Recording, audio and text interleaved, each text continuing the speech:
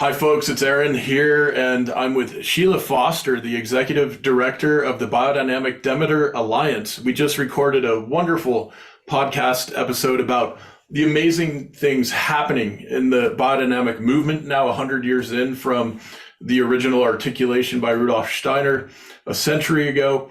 And of course, we talked about the upcoming conference happening in November 2023 here in Colorado. Sheila, thanks again for being on our podcast. It's been absolutely wonderful chatting with you. Great to be here. Thank you, Aaron. So we're behind the scenes with our ambassadors here. I just want to ask, you had mentioned in the bio that you provided that you love walking in the woods and hanging out with your daughter. These are two things I can relate to, my daughter and my son. Maybe, tell us a little bit about your daughter, what going into the woods looks like out there. You're in the Pacific Northwest in Oregon. Maybe you could share a bit about what you're doing when you're not organizing conferences and advancing the biodynamic movement. Well, yes, I love being able to have a chance to spend time with my daughter. She went to the local Waldorf school, and so she has all that creative spark that kids get when they've been through a Waldorf education. She's now a sophomore in high school. And, I think that we don't have a Waldorf high school. So it's been interesting to see that transition for her. I think it's just made me appreciate even more what Waldorf education can do, just the way in which it really brings out the spirit of the child. And, I think one of the reasons that I wanted to become the executive director of the Biodynamic Demeter Alliance was being the mother of a teenager. And there really is an epidemic happening right now. So many kids are having so much stress around their mental anxiety, and I think there's a wide range of reasons for it. But I think one is definitely the state of the planet. And I love this beautiful area. I live a mile from downtown, so I'm always excited when somebody asks to meet me downtown because it means I get to walk downtown. And my poor little dog, I have a little Valhound they're the ancestors of corgi, little short legs. And so she's walking along beside me trying to keep up. But I think, being able to be in this area is such a privilege. And at the same time, one of the things that happened to us is we're right in the middle of the fire zone, and Lomakatsi Restoration Project, which was an organization I worked for a while, they are working to thin the forests, and they've created quite an amazing model that is being used by the Forest Service around the United States. They work in collaboration with the Nature Conservancy and local governments and the Forest Service, and they're using what were employed loggers, and they took that, I don't know if you knew this, but this region was the epicenter of the timber wars. And so there was a huge fight happening between environmentalists and who wanted to save the forests and the loggers whose livelihood depended on logging the forests. And it was an ugly fight. And what eventually happened is those two sides came together, and now what those loggers, and this is a model that Lomakatsi really started, which is taking all that knowledge that those loggers have and thinning the forest and managing the forest. And they partner with tribal entities and using traditional ecological knowledge to burn in certain places and all of that. So all of those management techniques are really important. And at the same time, there's fire here all the time, and being surrounded by mountains on three sides means we're a little bowl. And so we get smoke in here sometimes. And that makes climate change very upfront and personal.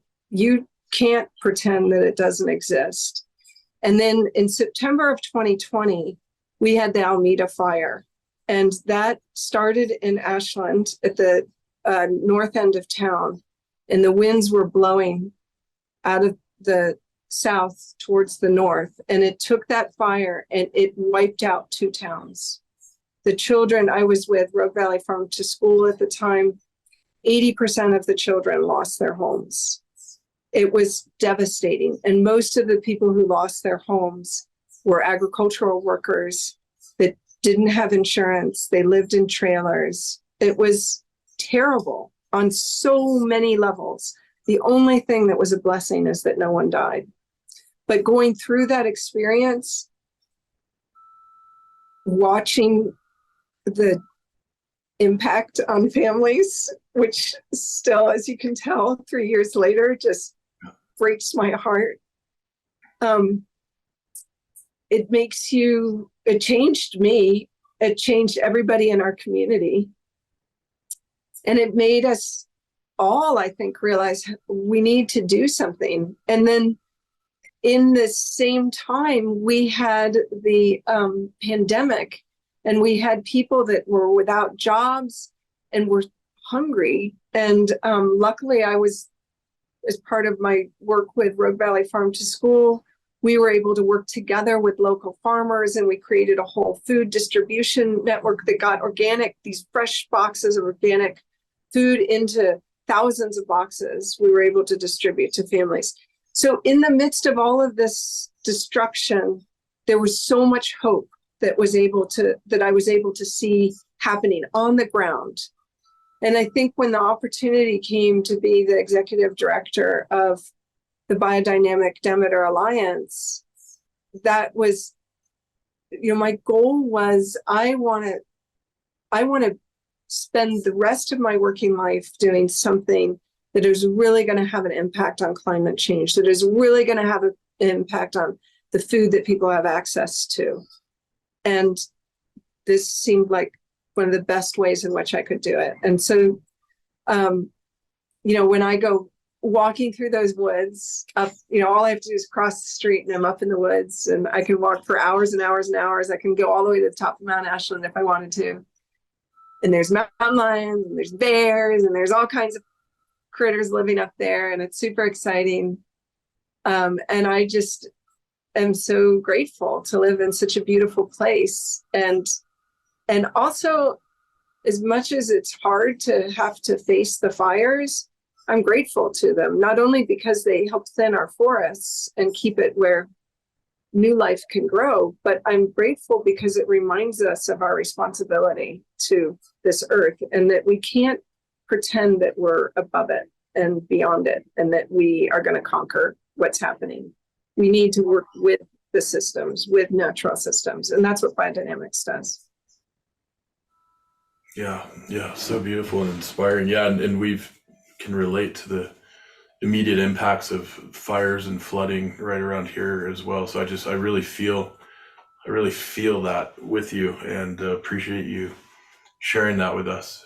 And oh my gosh, wow, we've got so much work to do, and thank goodness for people like you, Sheila, that are helping to lead the way with all of this. I'm just curious, is there anything in your childhood, or did you grow up in Oregon? Is there something that kind of sparked for you early on, engaging in this type of work that you've been involved in? Yeah, I was born in Ohio, and my family had a 500-acre farm in Ohio. I would have been the 5th generation to inherit the farm. And I have memories when I was a little kid walking around the farm with my grandfather, and the farm is surrounded on 3 sides by this river, slow-moving river. The land when I was a little kid was just beautiful. It was that dark, loamy, beautiful soil, river bottom soil. And I loved that farm. That was my place. Yeah. It was just the forests that were around it. It's funny, talking with you now, I'm realizing, there's some similarities to here in Oregon, because the one side of the forest, would go up this big hill and stuff. And so it's like Ashland's like a really expanded version of what you could experience on my family's farm. And so I didn't really live on the farm much. I would just go there to visit. It was my uncle lived on the farm, and I would spend my weekends there and things like that. And eventually went off to school, and I was really interested in the environment. And my first part of my career was as a science journalist, and I was a marine biology student. And so I was really interested in what was happening to our world from an environmental perspective. And so I think later on that led me to working in the Salinas Valley, and that's kind of the belly of the beast. And being there, I was working to try to save endangered species. And I would sit in my office and I would watch them spraying the fields. And I thought, if we don't change the way we grow our food, I could write grants till the cows come home. And it's not going to make any difference, because people need to eat. And this is always going to have this enormous impact. And so that really changed my trajectory to start working in food systems. And so I went to the Alan Chadwick Garden and learned about how to grow food organically, French intensive method, biodynamically, all of that. And then I ended up in Marin and helped to create the first all organic county in the nation with a whole bunch of other people, because all of these things, I've always just been one of many that are working to try to create these things. I just get all excited and enthusiastic about it. But so I think I would say that love of the land that happened for me when I was a little kid with my grandfather and just walking around on the farm, it's probably led me to where I am today. I'm almost sure of it. Yeah, so beautiful. Well, Sheila, thanks so much for taking the time to visit with us and to record this behind the scenes segment. If there's anything else you'd like to share with our ambassadors in particular, please, before we sign off, the floor is yours again. I just hope that, as ambassadors, it's going to take a lot of ambassadors to really be talking about what we need to do moving forward. So I'm just really grateful for all the people that are taking that extra step to be ambassadors and think about this and watch extra segments of videos or whatever the work is that makes it so that it resonates with each person and they can take that forward and, do their own part, whatever that might be. We all have a gift and we need to find that. And if we can, use that gift to make the world a better place, that's an awesome thing. And I'm really grateful for the people that have taken that extra step to be here with Y on Earth. Beautiful. Yeah, likewise. Thanks so much, Sheila. Take care. Bye-bye. See you soon, my friend. Yeah. Bye-bye.